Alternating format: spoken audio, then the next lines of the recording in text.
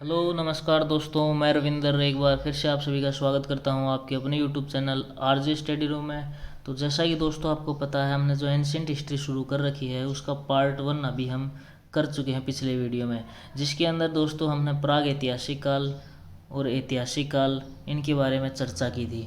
आज हम दोस्तों सिंधु घाटी सभ्यता के बारे में पढ़ेंगे। किसके बारे में? सिंधु घाटी सभ्यता के बारे में कुछ फैक्चुअल इम्पोर्टेंट पॉइंट्स पढ़ेंगे दोस्तों, जो कि एग्ज़ाम में बार बार रिपीट होते हैं। तो दोस्तों वीडियो को शुरू करते हैं। अगर वीडियो आपको पसंद आए तो प्लीज़ वीडियो को लाइक करें और चैनल पर नए हैं तो चैनल को सब्सक्राइब कर लें। सभी क्लासेस आपको इस चैनल पर करवाई जाएंगी। तो दोस्तों शुरू करते हैं। जैसा कि दिखाई दे रहा है, सिंधु घाटी सभ्यता। सिंधु घाटी सभ्यता, इस सभ्यता के दोस्तों जो अवशेष हैं हमें कहाँ से प्राप्त हुए हैं? हड़प्पा नामक स्थल से प्राप्त हुए हैं। कहाँ से प्राप्त हुए हैं? हड़प्पा नामक स्थल से प्राप्त हुए हैं। दोस्तों कंफ्यूज मत होना, सिंधु घाटी सभ्यता का नाम क्या है? हड़प्पा सभ्यता। हड़प्पा और सिंधु दोनों ही दोस्तों एक ही नाम है। सिंधु घाटी सभ्यता को कौन सी सभ्यता बोलते हैं? हड़प्पा सभ्यता। ठीक है। अगर पूछ लिया जाए कि इसका टाइम पीरियड क्या था, तो इसका टाइम पीरियड था दोस्तों 2500 ईस्वा पूर्व से 1750 ईस्वी तक का जो समय माना जाता है वो हड़प्पा सभ्यता में है। ठीक है। इसके बाद में दिया है कि हड़प्पा सभ्यता को दोस्तों भारतीय उपमहाद्वीप की प्रथम नगरीय क्रांति माना जाता है। क्या माना जाता है? भारतीय उपमहाद्वीप की प्रथम नगरीय क्रांति माना जाता है। ठीक है। इसके बाद में दोस्तों कि भारतीय पुरातात्विक विभाग के जन्मदाता कौन है? भारतीय पुरातात्विक विभाग के जन्मदाता कौन है? तो ये है अलेक्जेंडर कनिंघम को। किसको मानते हैं? अलेक्जेंडर कनिंघम को मानते हैं। इसके बाद में दिया है कि जो पुरातात्विक विभाग की स्थापना का श्रेय किसे जाता है? इस विभाग की स्थापना का श्रेय किसे जाता है दोस्तों? ये जाता है लॉर्ड कर्जन को। किसको? लॉर्ड कर्जन को। और दोस्तों हड़प्पा सभ्यता कैसी सभ्यता थी? कि कांस्य युगीन सभ्यता थी। कैसी थी? कांस्य युगीन सभ्यता थी। ठीक है। इसके बाद में दोस्तों हम बात करते हैं कि हड़प्पा सभ्यता कहाँ से कहाँ तक फैली हुई थी। इसकी सीमाएं कहाँ से कहाँ तक थी?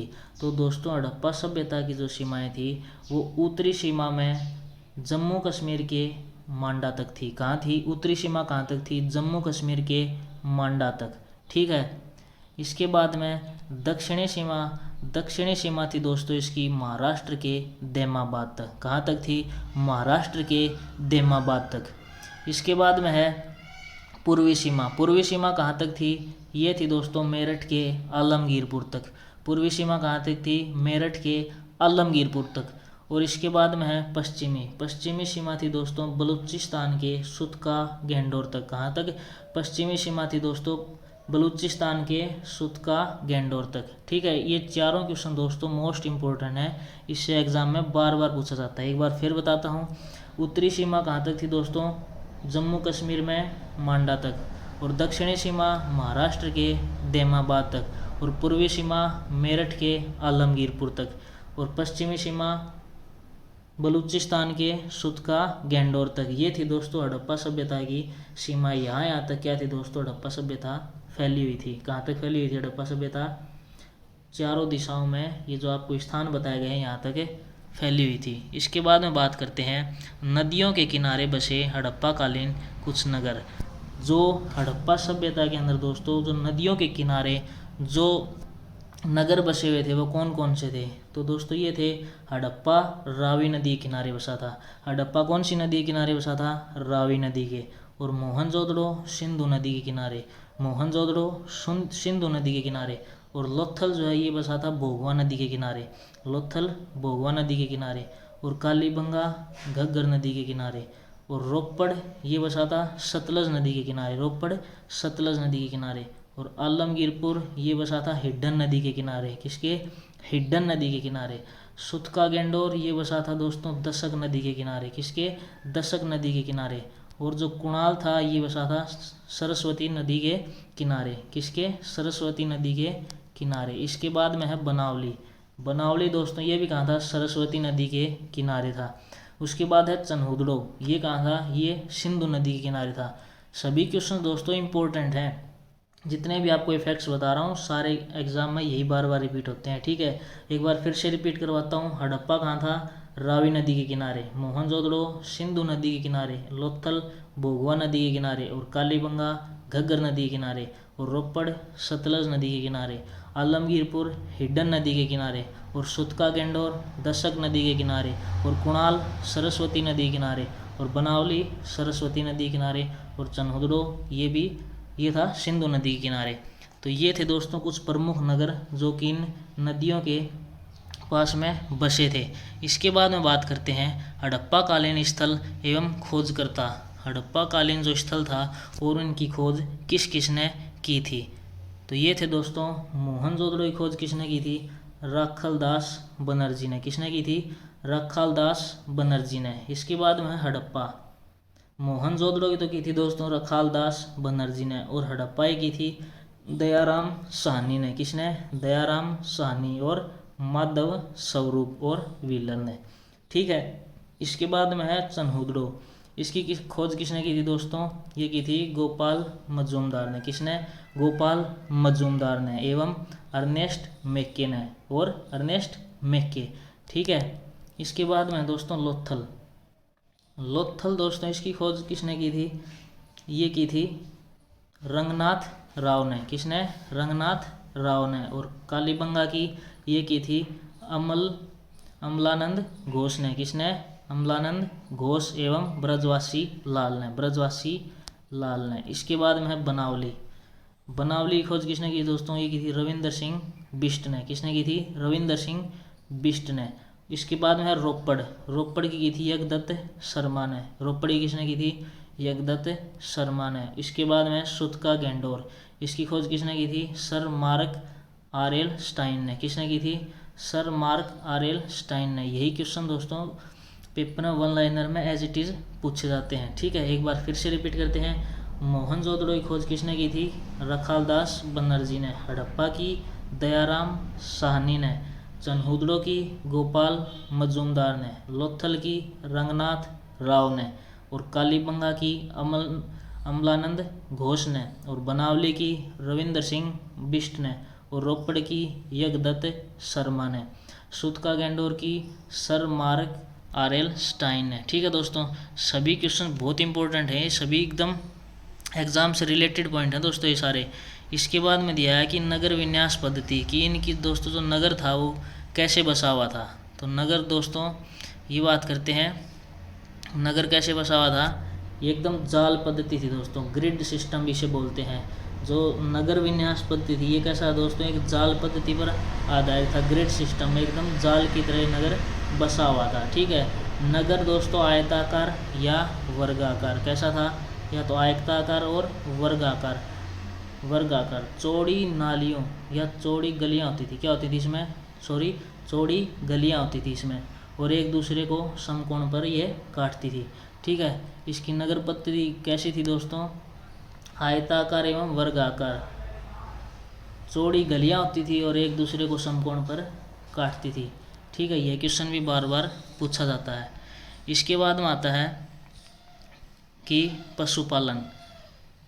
पशुपालन में है दोस्तों कि सिंधु निवासी क्या थे, ये हाथी एवं घोड़े से क्या थे, परिचित थे। सिंधु निवासी जो थे ये हाथी एवं घोड़े से दोस्तों परिचित थे, लेकिन उन्हें पालतू बनाने में असमर्थ रहे, पालतू नहीं बना सके। घोड़े का साक्ष्य दोस्तों अगर पूछ लिया जाए सबसे पहले कहाँ मिला, तो ये मिला है सुरकोतड़ा से। कहाँ मिला है, सुरकोतड़ा से। ठीक है, इसके बाद में कि सिंधु वासियों को गेंडा, बंदर, भालू आदि जंगली जानवरों का भी ज्ञान था। सिंधु वासी थे उनको दोस्तों क्या था, भालू, बंदर और गेंडा इनका भी क्या था, ज्ञान था। परंतु दोस्तों शेर का कोई भी साक्ष्य प्राप्त नहीं हुआ। पशुपालन में दोस्तों शेर का कोई भी साक्ष्य यहाँ पर प्राप्त नहीं हुआ, किसमें, सिंधु घाटी सभ्यता में। ठीक है, और घोड़े और हाथी से लोग क्या थे, परिचित थे, परंतु उन्हें पाल नहीं सके। इसके बाद में दिया गया है दोस्तों व्यापार एवं वाणिज्य की, वह किस चीज़ का व्यापार करते थे। ठीक है, तो दोस्तों सिंधु सभ्यता में मुद्रा का प्रचलन नहीं था। क्या था, मुद्रा का प्रचलन नहीं था। क्रय विक्रय वस्तु विनिमय पर ही आधारित था। वस्तुएं खरीदना बेचना कैसे थी, सिर्फ वस्तुओं के आदान प्रदान से ही, मुद्रा का प्रचलन यहाँ पर नहीं था। सिंधु सभ्यता के लोग अन्य सभ्यता के लोगों के साथ व्यापार करते थे। किसके साथ व्यापार करते थे? अन्य सभ्यता के लोगों के साथ व्यापार करते थे। ठीक है। इसके बाद में है कि मुख्य आयातित वस्तुएं, जो वस्तुएं सिंधु सभ्यता के लोग अपने पास में दूसरे देशों से आयात करते थे, वह कौन सी वस्तुएं थी? वह थी टिन। एक तो थी टिन। टिन नामक धातु कहाँ से मंगवाते थे? अफगानिस्तान और ईरान से। कहाँ से? अफगानिस्तान और ईरान से। इसके बाद में है तांबा। तांबा कहाँ से मंगवाते थे? खेतड़ी, जो कहाँ पर है? राजस्थान में। फिर है चांदी। चांदी कहाँ से मंगवाते थे? अफगानिस्तान व ईरान से। अफगानिस्तान और ईरान से। और सोना, ये अफगानिस्तान एवं दक्षिण भारत से। अफगानिस्तान और दक्षिण भारत से। इसके बाद में है शीशा। शीशा कहाँ से मंगवाते थे? ईरान, अफगानिस्तान और राजस्थान से। ईरान, अफगानिस्तान और राजस्थान से। इसके बाद में है लाजवर्द। ये कहाँ से मंगवाते थे? मेसोपोटामिया एवं अफगानिस्तान से। कहाँ से? मेसोपोटामिया और अफगानिस्तान से। ठीक है दोस्तों, संभवतः हड़प्पा सभ्यता में शिल्पियों एवं व्यापारियों का ही शासन था। अगर पूछ लिया जाए कि हड़प्पा सभ्यता में किसका शासन था, तो वो दोस्तों व्यापारियों और शिल्पियों का ही क्या था? इसके अंदर शासन था। ठीक है, सभी मोस्ट इंपॉर्टेंट फैक्ट हैं दोस्तों। एक बार फिर से देखते हैं कि टिन नामक धातु कहाँ से मंगवाते थे? अफगानिस्तान और ईरान से। और तांबा, खेतड़ी, राजस्थान से। चांदी, अफगानिस्तान और ईरान से। सोना, अफगानिस्तान एवं दक्षिण भारत से। और शीशा कहाँ से मंगवाते थे? ईरान, अफगानिस्तान और राजस्थान से। और लाजवर्द मेसोपोटामिया और अफगानिस्तान से। ठीक है, इसके बाद में बात करते हैं वास्तुकला। क्या आता है? वास्तुकला। ठीक है, इसके बाद में दोस्तों वास्तुकला क्या है? वास्तुकला। भारत में दोस्तों वास्तुकला का आरंभ कहाँ से माना जाता है? सिंधु निवासियों ने ही किया था। वास्तुकला का आरंभ किसने किया था? सिंधु निवासियों ने ही किया था। ठीक है, सिंधु सभ्यता कैसी सभ्यता थी दोस्तों? एक नगरीय सभ्यता थी। अगर पूछ लिया जाए सिंधु सभ्यता कैसी सभ्यता थी, तो ये एक नगरीय सभ्यता थी। और दोस्तों जो सड़कें थी वो एक दूसरे को कहाँ पर काटती थी? समकोण पर काटती थी। इस तरह से सड़कें क्या करती थी? एक दूसरे को समकोण पर काटती थी। ठीक है, इसके बाद में है कि भवन 2 मंजिले भी थे। कुछ भवन ऐसे मिले जो दोस्तों 2 इमारत थी जिनमें 2 मंजिले भी थे। ठीक है, इसके बाद में दरवाजे कहाँ पर खुलते थे? वो खुलते थे सड़कों की तरफ। दरवाजे कहाँ पर खुलते थे? सड़कों की तरफ। फिर है मोहनजोदड़ो की सबसे बड़ी इमारत अगर पूछ लिया जाए तो कौन सी थी? वो थी दोस्तों अन्नागार। मोहनजोदड़ो की सबसे बड़ी इमारत कौन सी थी? तो वो थी अन्नागार। ठीक है, इसके बाद में दोस्तों यहाँ पर फर्श कैसे मिले हैं? तो फर्श दोस्तों कच्चे मिले हैं। कैसे मिले हैं? कच्चे। परंतु अगर कालीबंगा में पूछ लिया जाए तो पक्के फर्श के साक्ष्य मिले हैं। पक्के फर्श के साक्ष्य कहाँ मिले हैं? कालीबंगा में। और मोहनजोदड़ो में फर्श कैसा होता था? कच्चा होता था। इसके बाद में दोस्तों कृषि क्या है? कृषि से संबंधित कुछ पढ़ेंगे अब अभी। तो दोस्तों इस सभ्यता के लोगों को क्या था? कृषि का भी ज्ञान था। कृषि का ज्ञान था। और विश्व में अगर पूछ लिया जाए तो कपास का उत्पादन सर्वप्रथम किसने किया था? तो सिंधु निवासियों ने ही कपास का उत्पादन सर्वप्रथम किया था। ठीक है, और सिंधुवासी दोस्तों चावल का साक्ष्य कहाँ पे मिला है? लोथल गुजरात से। और बाजरे का सौराष्ट्र से। और रागी सरसों का कालीबंगा से। इससे पता चलता है कि सिंधुवासी दोस्तों चावल का, बाजरे का और सरसों का, इनका भी क्या करते थे? सभी का उत्पादन करते थे। सिंधुवासी दोस्तों क्या थे? हल से भी परिचित थे। इसका साक्ष्य हमें कहाँ से मिला है? बनावली से। कहाँ से मिला है? बनावली से। और दोस्तों कालीबंगा से जुते हुए खेत के साक्ष्य भी प्राप्त हुए हैं। जुते हुए खेत के साक्ष्य भी हमें कालीबंगा से प्राप्त हुए हैं। इसके बाद में है कि गन्ना का कोई भी साक्ष्य यहाँ से प्राप्त नहीं हुआ। कृषि में दोस्तों गन्ने का कोई भी साक्ष्य सिंधु सभ्यता से प्राप्त नहीं हुआ। इसके बाद में आता है अंत्येष्टि के प्रकार। किसके? अंत्येष्टि के प्रकार। एक मिनट। सिंधु सभ्यता में दोस्तों अंत्येष्टि जो है कितने प्रकार से होती थी? 3 प्रकार से। कितने? 3 प्रकार से। एक तो थी पूर्ण समाधिकरण, एक थी आंशिक समाधिकरण और एक थी दाह संस्कार। मतलब क्या हुआ कि यहाँ पर या तो व्यक्तियों का दाह संस्कार या तो उन्हें जला दिया जाता था और पूर्ण समाधिकरण या दफना दिया जाता था, या आंशिक समाधिकरण आधा दफनाया जाया करता था। ठीक है दोस्तों, ये क्या मिले हैं, शवों से संबंधित ये जानकारियाँ मिली हैं। फिर आता है कि लोथल से युग्म समाधान का साक्ष्य भी मिलता है। किसका, युगल समाधान का साक्ष्य भी मिलता है। दोस्तों विज्ञान ने इसको क्या बताया, सती प्रथा के रूप में देखते हैं। वैज्ञानिक क्या इसको सती प्रथा के रूप में देखते हैं। रोपड़ से मालिक के साथ कुत्ता दफनाए जाने के साक्ष्य मिले। रोपड़ नामक स्थान से दोस्तों कुत्ते के साथ मालिक को दफनाए जाने के या मालिक के साथ कुत्ते को दफनाए जाने के क्या मिले हैं, साक्ष्य मिले हैं। ठीक है, इसके बाद में आता है लिपि। सिंधु लिपि के बारे में अब हम पढ़ेंगे। ठीक है, कि सिंधु लिपि, इसमें दोस्तों सर्वप्रथम विचार करने वाला प्रथम व्यक्ति कौन था, ये था अलेक्जेंडर कनिंघम। कौन था, अलेक्जेंडर कनिंघम। ठीक है, सिंधु लिपि के बारे में सर्वप्रथम किसने विचार किया था, तो ये किया था अलेक्जेंडर कनिंघम ने। ठीक है, सिंधु लिपि को पढ़ने का सर्वप्रथम प्रयास पूछ लिया जाए तो किसने किया था, एल.एस. वेंडल ने। किसने किया था, एल.एस. वेंडल ने। ठीक है, सिंधु लिपि दोस्तों क्या थी, भावचित्रात्मक थी। कैसी थी, भावचित्रात्मक। लिखते नहीं थे दोस्तों, किसी भी चीज़ को कैसे बताते थे, भाव यानी कि समझाकर, चित्रों के द्वारा। ठीक है, सिंधु लिपि के चित्रों में मछली, और दोस्तों इसके अंदर साक्ष्य भी कितने मिले हैं, कम से कम 400 से 500 भावचित्रात्मक साक्ष्य मिले हैं। ठीक है, सिंधु लिपि के चित्रों में मछली, चिड़िया, मानवाकृति आदि चिन्ह भी मिले हैं। कौन कौन से, मछली, चिड़िया और मानव की आकृति के चित्र भी मिले हैं। सिंधु लिपि दोस्तों अगर लिखावट पूछ ली जाए तो लिखाई कैसी होती थी, तो सिंधु लिपि दोस्तों दाएं से बाएं और लिखी जाती थी। कैसे, दाएं से बाएं और लिखी जाती थी। ठीक है, इसके बाद में बात करते हैं धर्म के बारे में। सिंधु सभ्यता में धर्म के ऊपर अब बात करते हैं। हड़प्पा सभ्यता से दोस्तों मंदिर का कोई भी अवशेष प्राप्त नहीं हुआ है। हड़प्पा सभ्यता से मंदिर का कोई भी अवशेष प्राप्त नहीं हुआ है। मोहनजोदड़ो को एक मोहर से स्वास्तिक चिन्ह प्राप्त हुआ है। मोहनजोदड़ो से क्या हुआ दोस्तों, मोहर से एक स्वास्तिक चिन्ह प्राप्त हुआ है। क्या हुआ है, स्वास्तिक चिन्ह प्राप्त हुआ है। ठीक है, इसके बाद में है हड़प्पा सभ्यता मुख्य रूप से कुब्बड़ वाले सांड की पूजा करते थे। अगर पूछ लिया जाए हड़प्पा सभ्यता के लोग किसकी पूजा करते थे, तो ये करते थे कुब्बड़ वाले सांड की पूजा करते थे। ठीक है, इसके बाद में है कि हड़प्पा सभ्यता में वृक्ष पूजा के साक्ष्य भी मिले हैं। किसकी पूजा, वृक्ष पूजा। ठीक है, इसके बाद में है कि पिप्पल एवं बबूल की पूजा होती थी। वृक्षों में कौन कौन से पेड़ थे, एक तो पिप्पल और एक बबूल नामक पेड़ की पूजा होती थी।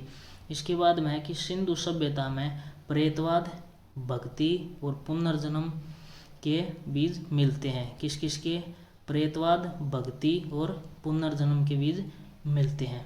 ठीक है दोस्तों, इसके बाद में दोस्तों बात करते हैं इस सभ्यता से संबंधित कुछ महत्वपूर्ण तथ्य। ठीक है, सिंधु सभ्यता को दोस्तों प्राग ऐतिहासिक युग में रखा जा सकता है। किस में रखा जा सकता है, प्राग ऐतिहासिक युग में रखा जा सकता है। सिंधु सभ्यता के दोस्तों मुख्य निवासी कौन कौन से थे, द्रविड़ और भूमध्य सागरीय थे। कैसे थे, द्रविड़ और भूमध्य सागरीय थे। ठीक है, सिंधु सभ्यता के सर्वाधिक स्थल हमें कहाँ से मिले हैं, तो वो मिले हैं गुजरात, लोथल। ठीक है, सबसे ज़्यादा सर्वाधिक साक्ष्य कहाँ से मिले, स्थल कहाँ से मिले हैं, तो ये मिले हैं गुजरात से। इसके बाद में दोस्तों लोथल एवं सुतकोतड़ा सिंधु सभ्यता के बंदरगाह थे। लोथल एवं सुतकोतड़ा ये क्या थे दोस्तों, सिंधु सभ्यता के बंदरगाह थे। ठीक है, मनके बनाने का कारखाना लोथल में एवं चनहुदड़ो से प्राप्त हुआ है। क्या बनाने का, मनके बनाने का कारखाना कहाँ से प्राप्त हुआ है पूछ लिया जाए तो ये मिले हैं लोथल और चनहुदड़ो से। ठीक है, इसके बाद में है कि सिंधु सभ्यता की मुख्य फसलें कौन कौन सी थी, तो दोस्तों सिंधु सभ्यता की मुख्य फसलें थी गेहूं और जौ। क्या थी, गेहूं और जौ सिंधु सभ्यता की मुख्य फसलें थी। अगर तौल या मापन की इकाई पूछ लिया जाए तो वो कितने अनुपात में बटी थी, ये बटी थी दोस्तों 16 के अनुपात में। कितने अनुपात में डिवाइड थी ये, 16 के अनुपात में डिवाइड थी। इसके बाद में है कि सिंधु सभ्यता के लोग किसकी पूजा करते थे, तो धरती की पूजा उर्वरता की देवी के रूप में करते थे। किसकी, धरती की पूजा करते थे उर्वरता की देवी के रूप में। ठीक है, इसके बाद में है कि सिंधु सभ्यता में मार्त देवी की भी पूजा की जाती थी। मार्त देवी की भी पूजा की जाती थी। और सिंधु सभ्यता में दोस्तों मात्र सत्तात्मक थी। सिंधु सभ्यता कैसी थी? मात्र सत्तात्मक सभ्यता थी। ठीक है, करते हैं हड़प्पा कालीन कुछ प्रमुख स्थलों की, जैसे कि हड़प्पा, मोहनजोदड़ो, इन सब से संबंधित दोस्तों की इनकी खोज किसने की, कब की, किस नदी के किनारे थे, क्या साक्ष्य इनमें मिले हैं। अब इनसे संबंधित कुछ इंपॉर्टेंट फैक्ट्स पर बात करेंगे। तो दोस्तों हड़प्पा कौन सी नदी के किनारे बसा है? रावी नदी के किनारे। इसकी खोज कब की? 1921 में। किसने की? दयाराम साहनी द्वारा इसकी खोज की गई। और इसमें क्या क्या मिला है दोस्तों? शंख का बना हुआ बैल, शंख का बना हुआ बैल, और नटराज की आकृति वाली मूर्ति, नटराज की आकृति वाली मूर्ति, और पैर में सांप दबाए हुए गरुड़ का चित्र, पैर में सांप दबाए हुए गरुड़ का चित्र, और मछुआरों का चित्र भी यहाँ से प्राप्त हुआ है। तो दोस्तों हड़प्पा सभ्यता में हड़प्पा नामक स्थल कौन सी नदी के किनारे बसा था? रावी नदी के किनारे बसा था। ठीक है, रावी नदी के किनारे बसा था। और पूछ लिया जाए कि इसकी खोज कब की गई? तो 1921 में दयाराम साहनी द्वारा। और क्या क्या मिले हैं? शंख का बना हुआ बैल, नटराज की आकृति की मूर्ति, और पैर में सांप दबाए हुए गरुड़ का चित्र, और मछुआरे का चित्र। इसके बाद में आता है दोस्तों मोहनजोदड़ो।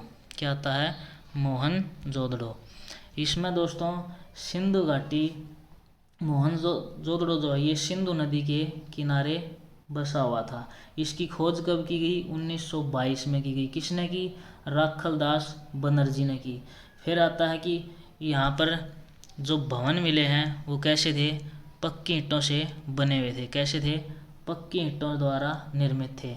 और सीढ़ियों का साक्ष्य भी यहाँ से मिला है। किसका? सीढ़ी का साक्ष्य भी यहाँ से मिला है। फिर आता है कि प्रवेश द्वार कहाँ था? तो वह था दोस्तों गलियों की तरफ। जो प्रवेश द्वार था वो कहाँ था? गलियों की तरफ था।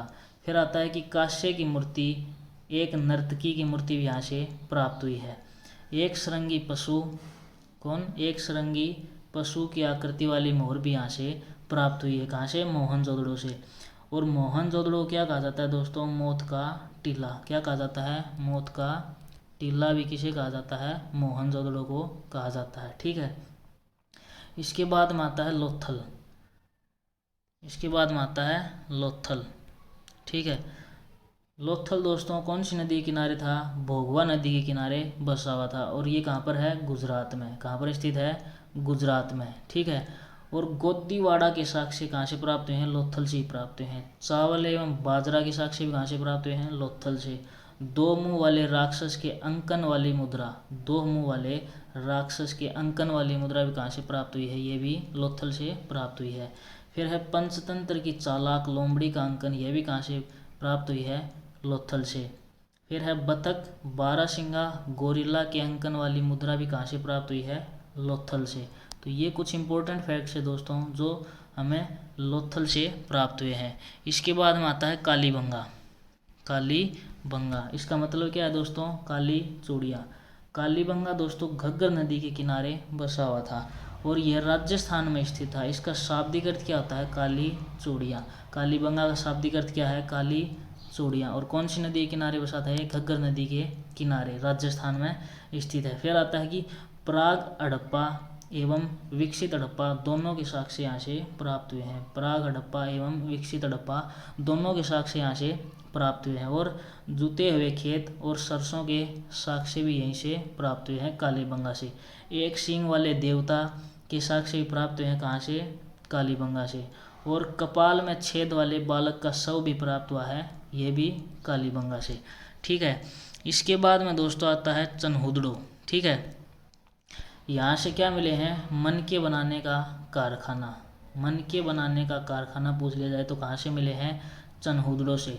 और ईंट पर बिल्ली का पीछा करते हुए कुत्ते के पैर के निशान, ईंट पर बिल्ली का पीछा करते हुए कुत्ते के पैर के निशान कहाँ से मिले हैं? ये मिले हैं दोस्तों चनहुदड़ो से। कहाँ से मिले हैं? चनहुदड़ो से। ठीक है, इसके बाद में आता है दोस्तों बनावली। कौन सा? बनावली। ये कहाँ पर स्थित है? हरियाणा के हिसार ज़िले में। कहाँ पर? हरियाणा के हिसार ज़िले में बनावली स्थित है। इसके बाद यहाँ पर और क्या मिला है दोस्तों? अच्छे किस्म के जौ की प्राप्ति कहाँ से हुई है? बनावली से ही मिले हैं, अच्छे किस्म के जौ, ठीक है। और हल्की आकृति वाला खिलौना भी कहाँ से मिला है, ये भी बनावली से ही प्राप्त हुए हैं। और बनावली कहाँ पर है, हरियाणा के हिसार ज़िले में स्थित है। इसके बाद में है रोपड़। रोपड़ दोस्तों पंजाब में सतलज नदी के किनारे स्थित है। कहाँ पर है, पंजाब में सतलज नदी के किनारे स्थित है रोपड़। और यहाँ से क्या मिले हैं, मानव के साथ कुत्ते के दफनाए जाने के साक्ष्य प्राप्त हुए हैं। मानव के साथ कुत्ते के दफनाए जाने के साक्ष्य कहाँ से प्राप्त हुए हैं, रोपड़ से प्राप्त हुए हैं। इसके बाद में आता है धोलावीरा। कौन सा है, धोलावीरा। धोलावीरा कहाँ पर दोस्तों, गुजरात के भरूच ज़िले में स्थित है। कहाँ पर है, गुजरात के भरूच ज़िले में स्थित है। और जल प्रबंधन के लिए दोस्तों 16 जलाशयों की प्राप्ति भी 16 जलाशयों की प्राप्ति भी कहाँ से हुई है हमें, यह भी धोलावीरा गुजरात से प्राप्त हुई है। इसके बाद में आता है सुरकोतड़ा, ठीक है। इसके बाद में है सुरकोतड़ा। तो दोस्तों ये मिला है गुजरात के कच्छ में स्थित है। कहाँ पर है, गुजरात के कच्छ में। शॉपिंग कॉम्प्लेक्स के साक्ष्य भी यहाँ से प्राप्त हुए हैं। किसके, शॉपिंग कॉम्प्लेक्स के साक्ष्य भी यहाँ से प्राप्त हुए हैं। और घोड़े की अस्थियाँ भी कहाँ से प्राप्त हुई हैं, सुरकोतड़ा से, ठीक है। सभी इंपॉर्टेंट फैक्ट हैं दोस्तों, ये सभी एग्जाम में बार बार रिपीट होते हैं। इसके बाद में आता है कि हड़प्पा सभ्यता के पतन के क्या कारण थे। इसके बाद में दोस्तों कि हड़प्पा सभ्यता का पतन कैसे हुआ, हड़प्पा सभ्यता का पतन कैसे हुआ। तो इसके कुछ मेन फैक्ट्स, कुछ मेन कारण थे दोस्तों। एक तो था पारिस्थितिकी असंतुलन, पारिस्थितिकी असंतुलन और शुष्कता, घग्गर का सूखना, घग्गर नदी का सूख जाना, या फिर नदी मार्ग में परिवर्तन, या बाढ़ का आना, या फिर जल प्लावन, या कुछ बाह्य आक्रमण, या प्रशासनिक स्थिरता, या जलवायु में परिवर्तन। कौन कौन से थे ये कारण माने जाते हैं कि दोस्तों इन कारणों से क्या हो गया, हड़प्पा सभ्यता का पतन हो गया। कौन कौन से थे, ये थे, एक तो प्रशासनिक असंतुलन, शुष्कता, नदी मार्ग में परिवर्तन, बाढ़ का आना, जल प्लावन, बाह्य आक्रमण, प्रशासनिक शिथिलता और जलवायु में परिवर्तन। ये कुछ मेन कारण थे दोस्तों। इनसे क्या माना जाता है कि हड़प्पा सभ्यता का इन कारणों से पतन हो गया। इसके बाद में आता है कि क्षेत्रफल की दृष्टि से हड़प्पा कालीन नगरों का क्रम कौन कौन सा है। तो ये है दोस्तों मोहनजोदड़ो सबसे बड़ा है। क्षेत्रफल की दृष्टि से मोहनजोदड़ो दोस्तों सबसे बड़ा है। इसके बाद में कौन सा है, हड़प्पा। इसके बाद में धोलावीरा। इसके बाद में कालीबंगा। ये घटते क्रम है, लेकिन सबसे बड़ा पूछ लिया जाए तो ये है दोस्तों मोहनजोदड़ो। और धोलावीरा दोस्तों भारत में स्थित सबसे बड़ा हड़प्पा कालीन स्थल है। मोहनजोदड़ो भारत में स्थित, धोलावीरा भारत में स्थित सबसे बड़ा हड़प्पा कालीन स्थल है, ठीक है। ये कुछ दोस्तों मेन फैक्ट्स थे जो कि हड़प्पा सभ्यता या सिंधु घाटी सभ्यता के बारे में हमने जो पढ़ा है। सभी इसी क्वेश्चन जितने भी आते हैं दोस्तों इसी से रिलेटेड होकर वन लाइनर में बार बार रिपीट होते रहते हैं, ठीक है।